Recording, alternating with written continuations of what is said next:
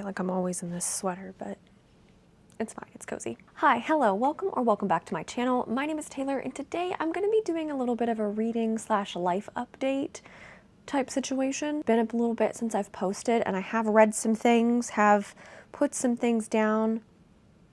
Have I read more than this? Probably not. I did finish reading Nestlings by Nat Cassidy. I was going to do a reading vlog for this book, but I hated like 95% of the footage, and I didn't film very often, and it was a mess. It's gonna take me a bit to get used to vlogging again, because my life was a mess not too long ago. It's gotten better, which is part of the update. But I did finish reading this. I gave this 4 stars. Yeah, four stars. I'm gonna say 4. Kind of want to say 3.5, but I'm going to say 4. So in this book, you follow a couple, Anna and Reed, and their daughter, Charlie. Now, Anna has recently gone through some traumatic events with the birth of Charlie. I believe she's about 1 year old at this point, but Anna's life is just starting to get back on track. The birth of Charlie was pretty traumatic, and it has left her paralyzed from, I believe, like the waist down. So she's getting used to her life being in a wheelchair and having to navigate the postpartum feelings that she's going through, just her overall mental health, not great. But they did recently win a raffle for a luxury apartment in New York. So things are on the upswing, or so they thought. When they get to this apartment complex, it's not really an apartment complex, it's like a luxury apartment building, basically. Things are a little bit weird. The neighbors are very strange, and there's very few neighbors. For how well known this building is and how popular it is, there's not that many people living there. But also there's not a lot for the history of it either. A lot of that information is kind of missing, and it's a little bit suspicious. Anna thinks that there's something wrong, and she actually wants to move. She's like, you know what, I know we won this and it's free, but I don't know. Charlie even starts acting weird. Her usual bubbly self, not around anymore. She's crying a lot more often, and she's kind of losing her personality. She's becoming very quiet, if she's not crying, there's nothing going on there. Charlie also has little bite marks all over her for some reason that they can't figure out. Her husband, Reed, doesn't want to know about it. It's not happening. If I don't pay attention, if I don't acknowledge it, it's not going on. He's an infuriating man. This book, very creepy, very suspenseful, very, what is happening? I'm confused. This doesn't make sense. Okay, now it makes sense. But does it? It's a whole vibe. I really enjoyed it. I did find that while I was reading this, when I put it down, I wasn't really interested in picking it back up. I don't think that's the fault of the book. I think it's what I was dealing with at the time that prevented me from really having the motivation to read. Because overall, this was fantastic. Sorry, my therapist texted me and I had to text back, because mental health is important. This is a very weird take on the monsters that are in here. I don't really want to give anything away, but it was very interesting. I've never read a book quite like this before. If you liked Mary, I really think you will like this book. I don't know what it is about Nat Cassidy's writing. His characters are incredible. Are some of them infuriating? Yes, but they're really well written. They're very fleshed out. They feel very real. They're fantastic. I liked the ending. I thought it did wrap up nicely. I wish there was just a little bit more information, but I can understand why it was done the way that it was, and I appreciate it, and I thought it was great. Then, after I finished this book, I was like, why don't we just keep the Nat Cassidy train going? I'm gonna pick up When the Wolf Comes Home. I got decently far. Didn't finish it. Now, this was also going to be part of that same vlog, but again, filming didn't work for me. I'm not going to permanently, this is not like a DNF. This is just like a soft DNF. I will go back to this when I'm in the mood for horror again. This was a very easy book to get into. I really started to enjoy it. I'm a little, where I'm at in the book, you start figuring out kind of what's going on with one of the characters, and not all is what it seems, and it was getting very, very good. I'm just not in the mood for horror right now. I'm just not. This book is about Jess. She is a struggling actress, and she's kind of decided that she's done with where she's at in her life. She's going to pursue acting. She's really going to start over and do what she needs to do and branch out and get out there.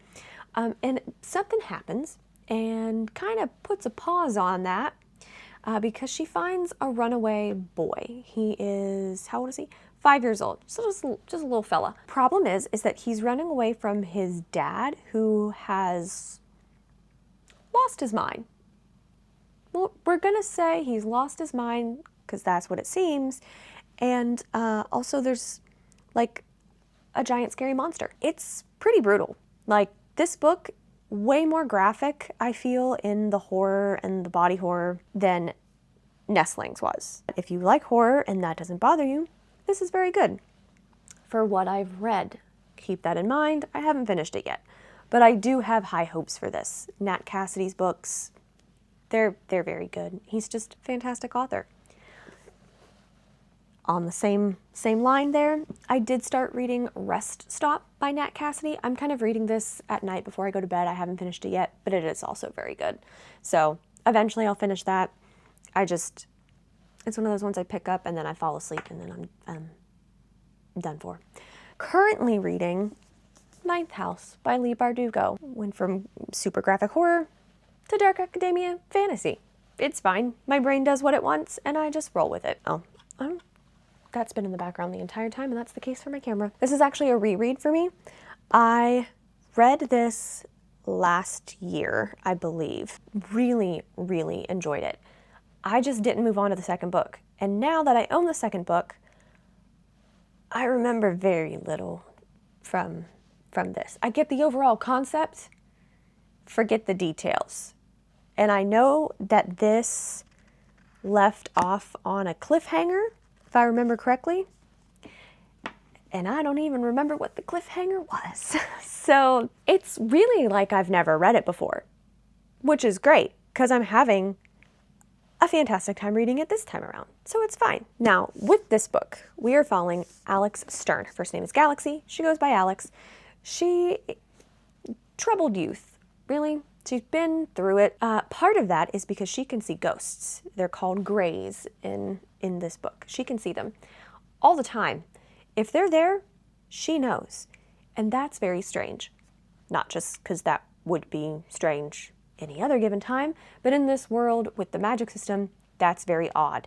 Most people that are aware that magic exists, they have to drink this special elixir to be able to see them. And this elixir is very harming to the body. It's not something they do on a regular basis so that they can see the spooky ghosts. While Alex is, I think she was like 19 when it happened, she ended up in a rough spot with a couple of her friends and ends up in the hospital. While she's at the hospital, the dean from Yale College shows up and is like, hey, we know you got stuff going on. We know that you're kind of different from a lot of people, and we want you to join our little secret society thing that we have at Yale. And she's like, you know what? I don't have anything better to do. And I get a college education. Why not? So she joins. Turns out, as it so happens with secret societies, that they're not all on the up and up. Really? There's some nefarious activities going on. Shocking. I know. She's trying to solve a murder and find out really what's going on with some of the circles of this society and all of that stuff. Very, very good. I really am enjoying this so far. It's an easy read, even though there's a lot to the magic system. There's a lot of different like sections of this secret society. What are they called? The Houses of the Veil. The different ones do different things. There's a little guide in the back. It's not a difficult read. I really enjoy Alex's character, but I love the way that this is written. And Darlington, one of our other main characters, he's kind of like her, like in the secret society, he's kind of above her, and then she is his like assistant. So he's like her mentor, basically. I love his chapters at this point more than I like hers. Last time I read the book, I did like her sections more than Darlington. So I don't know why, but this time around, I'm enjoying those parts more. While this is all going on and she's in this secret society, I forgot to mention there's a murder that takes place that she's trying to help solve and figure out who's actually involved. But yeah, it's really good. It's dark academia, fantasy. I think we're teetering on some romance there, if I remember correctly, but it's not the main focus by any means. So very good. I cannot wait to read Hellbent right after this. I thought this was a duology. Turns out completely wrong. There's another book in this series coming out, I think next year, potentially. Maybe this year. I'm pretty sure it's next year. So I should probably like take notes as I'm reading this so I can remember what the heck happens, but I probably won't. So a little bit of a life update. I don't know if I ever actually mentioned like clearly and specifically, but we adopted a dog. Her name is Melody. She's a 4-year-old toy Aussie. I'll throw some pictures here. She went through some health concerns there at the beginning when we got her back in October. It was something that we were dealing with for like 3 months. It got really scary there in December and January, but she's all good right now. She's doing great, knock on wood. Been just loving and snuggling Melody. We really enjoy having her. She's super sweet. She is a Velcro dog though. She is a Velcro. When I'm sitting at my desk, she's great. She's over there. Moving around, she's my little shadow, but she's adorable and we love her. Now, with me being home and having a desk and all that, I have a new job. So I am working from home. I used to work in an office and a behavioral health setting. Now I am working from the comfort of my home, still in a behavioral health setting, different role than what I was doing at my previous job, but I'm so excited to have this job. I am so grateful, so grateful to be able to have this opportunity. I'm learning new skills. I don't have to drive. I can just wear sweatpants. It's fantastic. So hopefully now that I have more time at home, because on my lunch break, I can read and vlog when Melody allows me to read. She's very needy and she really, really loves to snuggle, which again is fine. But I'm hoping that I can vlog more and do more videos and just get back to the things that I love. The previous job that I had, while I'm grateful for the opportunity to work, gotta have a job because I gotta survive, I needed to get out of there. It became pretty, I don't want to say too much, but it just wasn't the right fit for me anymore. So I made the difficult decision,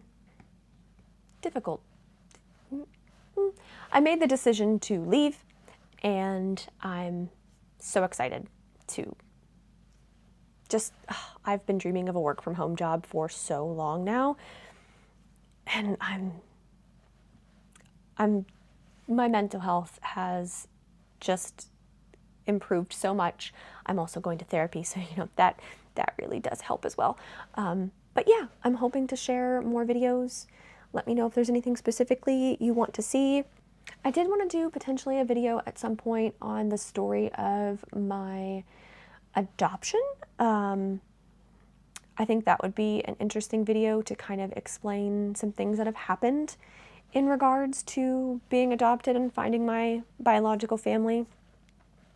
So let me know if you'd be interested in that. But that's all for this video. I hope to see you in the next one, and hopefully I have that soon and I can properly vlog Ninth House. We shall see. But thank you guys so much for watching. I hope you have a great rest of your day, and I'll see you in the next one. Bye!